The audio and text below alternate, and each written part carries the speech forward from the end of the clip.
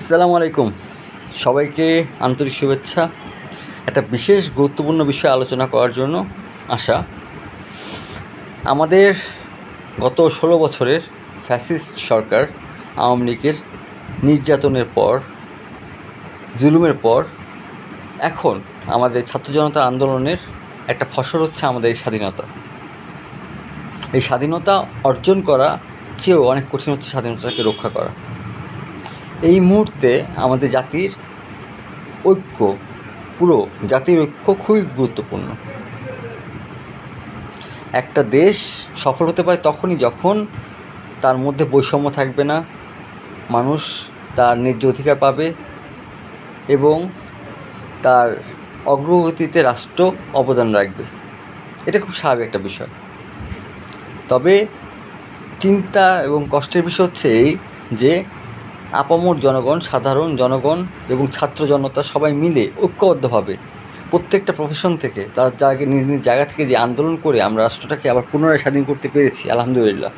সেই আন্দোলনের এবং স্বাধীনতার ফসল খুব শীঘ্রই নষ্ট হতে যাচ্ছে আমার মতে। কারণ কিছু কিছু সুবিধাবাদী দল, কিছু কিছু সুবিধাবাদী মানুষ এই আন্দোলনের সুযোগটাকে খুবই ভয়ানকভাবে ব্যবহার করছে। আজকে দেখলাম আমাদের বাংলাদেশে আনসার বাহিনী সচিবালয় ঘেরাও করে রেখেছেন এবং আমাদের উপদেষ্টাগণ তাদের সাথে দফায় দফায় মিটিং করে তাদের সকল দাবি মেনে নিবে এই আশ্বাস দেওয়ার পরেও আনসার বাহিনী সেই জায়গা থেকে সরে যায়নি। তারপরে তাদেরকে জোর প্রয়োগ করে সরানো হয়েছে। এটা খুব গুরুত্বপূর্ণ ছিল এই জোর প্রয়োগ করাটা। কারণ হচ্ছে এই যে আমাদের জনগণরা যারা এই গত ফ্যাসিস্ট সরকারের 16টা বছর কোনো কথা বলতে পারেনি, তারা হঠাৎ করে স্বাধীনতা পাওয়া মাত্রই কেন এত অস্থির হয়ে গেল নিজেদের জীবনকে সিকিউর করার জন্য।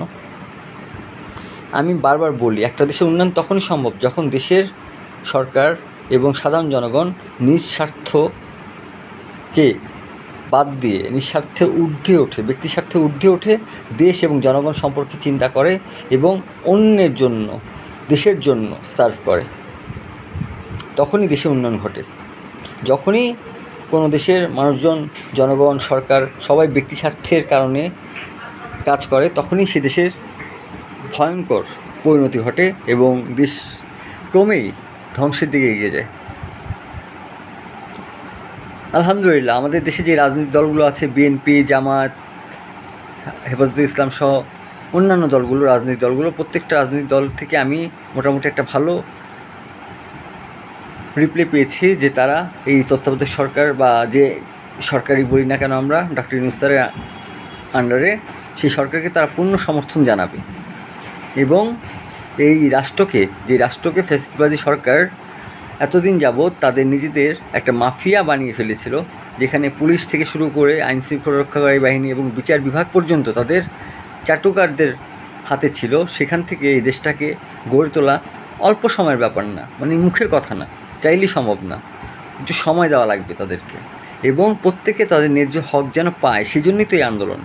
এতগুলো ছেলে, এতগুলো সন্তান, আমাদের এতগুলো জনগণের রক্তের বিনিময়ে এই স্বাধীনতাটা দয়া করে কেউ ধ্বংস করে দিয়েন না প্লিজ।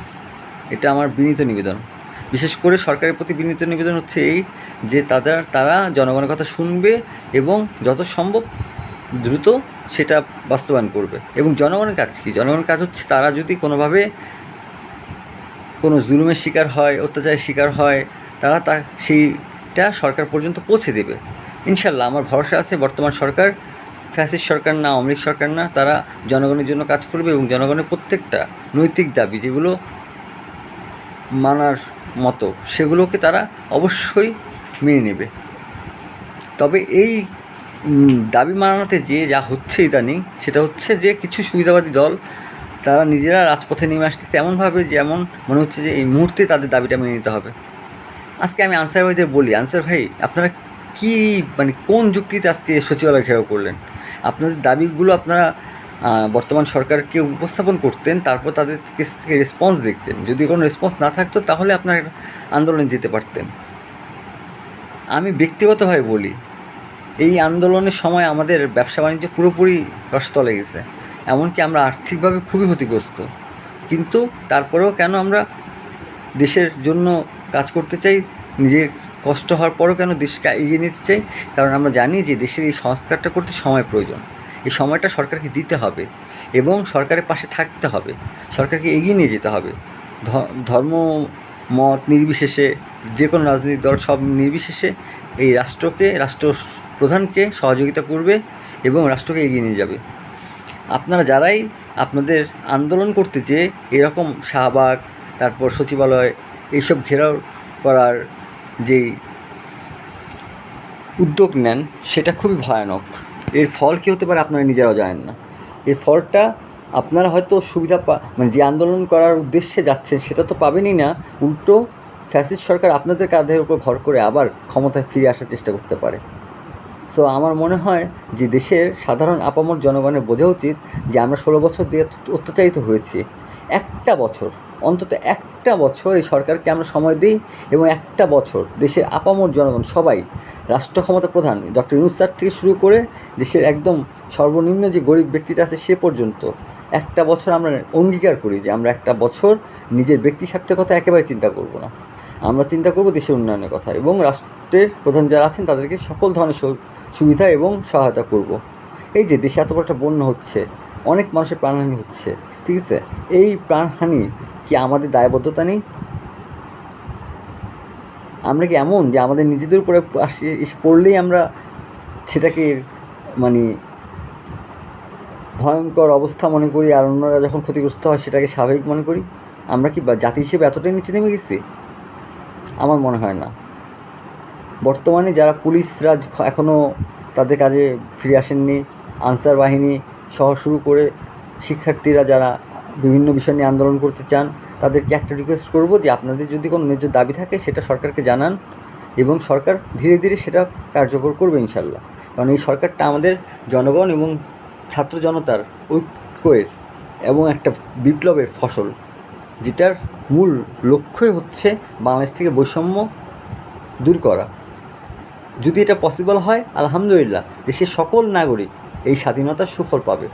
কিন্তু আপনাদের এই হঠকারিতার জন্য, এই ধরনের বাজে ব্যবহারের জন্য এবং মানে ধৈর্য হারিয়ে আপনারা এই মুহূর্তে রাস্তায় নেমে আসলে যেটা হবে সেটা হচ্ছে স্বাধীনতার যেই সুফল সেটা থেকে সবাই বঞ্চিত হবে এবং আপনাদের কাঁধে ভর করে ফ্যাসিস্ট সরকার আবার ক্ষমতায় আসার চেষ্টা করবে। তো বিনীত নিবেদন হচ্ছে এই যে দয়া করে কেউ এখন থেকে কোনো আন্দোলনে যাবেন না, রাষ্ট্রকে সহযোগিতা করুন একটা বছরের জন্য। স্যার ইউনূস স্যারকে বলবো এবং রাষ্ট্রের যারা উপদেষ্টা মণ্ডলী আছেন তাদেরকে বলবো যে আপনারা অন্তত এক বছর সময় সবার কাছ থেকে এইভাবে নিন যে কোনো রাজনৈতিক দল হোক, যে কোনো মানুষ হোক, সাধারণ মানুষ হোক, যে কোনো কর্মকর্তা কর্মচারী হোক, সরকারি হোক বেসরকারি হোক, সবাই, আমাদের দেশের সব মানুষ একটা বছর নিজের ব্যক্তি স্বার্থের ঊর্ধ্বে উঠে দেশের জন্য কাজ করবে।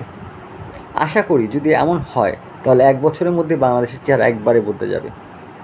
প্রতিটা জায়গায় রিফরমেশনের প্রয়োজন আছে, খুবই গুরুত্বপূর্ণ প্রয়োজন। প্রতিটা জায়গায় ফ্যাসিস্ট সরকার যেভাবে তাদের দালালদেরকে নিযুক্ত করেছে, সে তাদেরকে সরিয়ে দিয়ে যোগ্য ব্যক্তিদেরকে সেই জায়গায় নিয়োগ করতে সময় লাগবে। এই সময়টা সরকারকে দিতে হবে, জনগণকে দিতে হবে সরকারকে। এবং যারা রাজনীতি করেন আওয়ামী লীগ ব্যতীত, তাদের বিএনপি, জামায়াত ইসলাম, হেফাজত ইসলাম সবার উচিত হচ্ছে এখন এই মুহূর্তে সরকারকে সাহায্য করা এবং সরকারকে এগিয়ে নিয়ে যাওয়া। যদি আমরা সবাই মিলে একসাথে কাজ করতে পারি, ইনশাল্লাহ আমরা এক বছরের মধ্যেই ঘুরে দাঁড়াতে পারবো এবং খুব শীঘ্রই আমাদের বাংলাদেশকে, প্রিয় বাংলাদেশকে একটা উন্নত দেশ হিসেবে পৃথিবীর বুকে স্টাবলিশ করতে পারবো ইনশাল্লাহ। দয়া করে সবাই একজোট হন এবং ব্যক্তি স্বার্থে ঊর্ধ্বে উঠে আসুন এবং রাষ্ট্রকে শক্তিশালী করুন।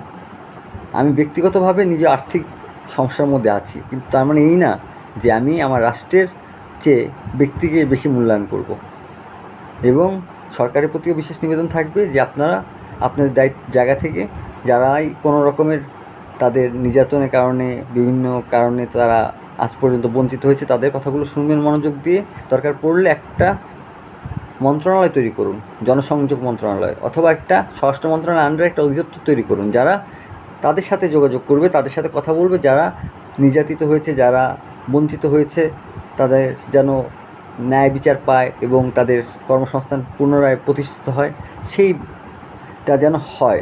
তার জন্য একটা যোগ মন্ত্রণালয় প্রতিষ্ঠা করুন অথবা স্বরাষ্ট্র মন্ত্রণালয়ের আন্ডারে একটা জনসংযোগ অধিদপ্তর প্রতিষ্ঠা করুন, যারা সাধারণ মানুষের কথা শুনে সেটা সরকার পর্যন্ত পৌঁছাবে, উপদেষ্টা মণ্ডলী পর্যন্ত পৌঁছাবে। এতে যেটা হবে সেটা হচ্ছে যে কেউই আন্দোলনে নেমে আসবে না। এখন যারা আন্দোলনে নেমে এসে তাদের দাবি পূরণ করার চেষ্টা করবেন তারাই আসলে ভুল করবেন এবং দেশটাকে ধ্বংসের মুখে নিয়ে যাবেন। শেষ পর্যন্ত বলছি, বিনীত নিবেদন, প্রত্যেকের জায়গা থেকে আপনার রেসপন্সিবিলিটি পালন করুন, নিজেকে রেসপন্সিবল হিসেবে প্রমাণ করুন। নিশ্চয়ই আমরা স্বাধীন দেশে স্বাধীনভাবে সবাই এই স্বাধীনতা সুফল ভোগ করবো ইনশাল্লাহ। ভালো থাকবেন, জাযাকাল্লাহ খাইরান।